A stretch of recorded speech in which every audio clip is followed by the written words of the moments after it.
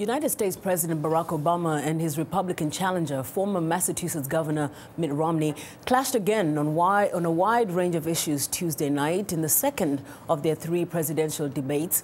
But this debate was much more contentious than their previous encounter 2 weeks ago. VOA national correspondent Jim Malone has our report.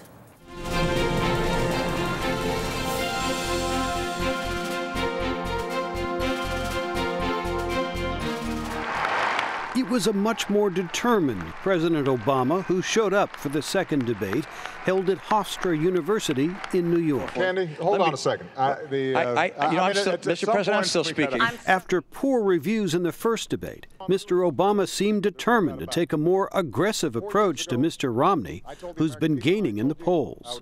On China and the president's contention that Mr. Romney invested in companies that outsourced jobs, the two men clashed. Mr. President, have you looked at your pension? Have you looked at your pension? I've got to say. Mr. President, have you looked at your pension? You know, I don't look at my pension. It's not as big as yours, so it doesn't take as long. Let me give you some. I'm not that optimistic as I was. The questions came from undecided voters on energy, immigration, and gun control, but focused mainly on the economy. Mr. Romney emphasized his plans to cut tax rates and create jobs. For me, I look at what's happened in the last 4 years and say, this has been a disappointment. We can do better than this. But the president seemed eager to challenge his Republican opponent. If somebody came to you, Governor, with a plan that said, here, I want to spend $7 or $8 trillion, and we're going to pay for it, but we can't tell you until maybe after the election how we're going to do it, you wouldn't have taken such a sketchy deal, and neither should you.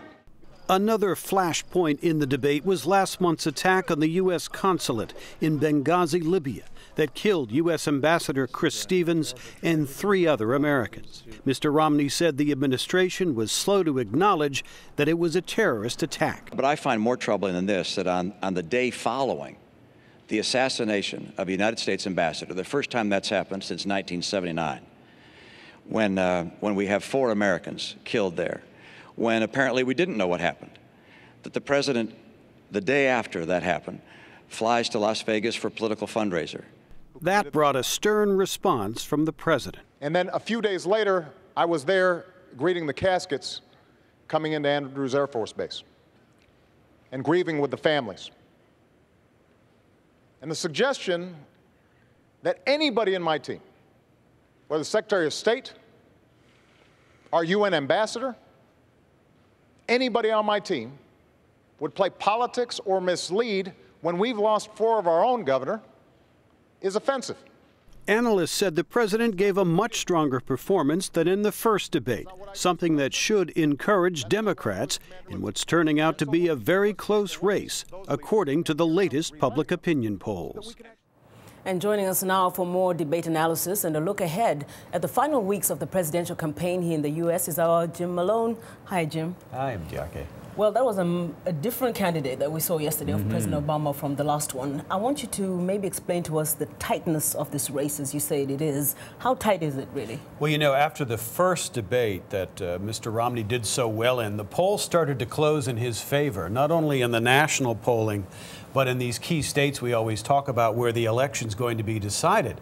Republicans really felt enthused after the Romney performance in that debate, and it changed the whole narrative, which looked to be going the president's way. So he had to step up, President Obama, in a big way last night, and a lot of Democrats think he did. Whether it's going to change the direction of the polling back in his favor, it's too early to know, but I think they were really relieved to see a much more energized president who was willing to defend his record and go after Mitt Romney.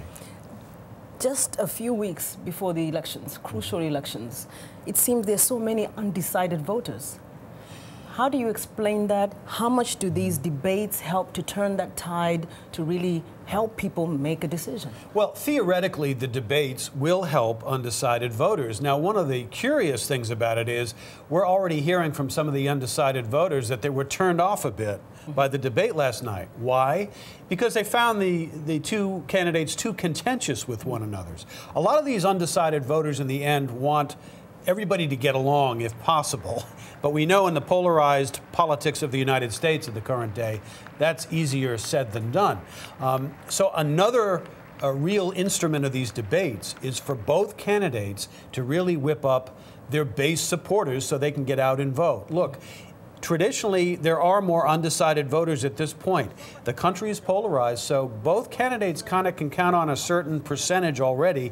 There's a shrinking group of undecideds that they're trying to reach. Last night, I think the president was more determined to show his Democratic supporters that he's willing to fight.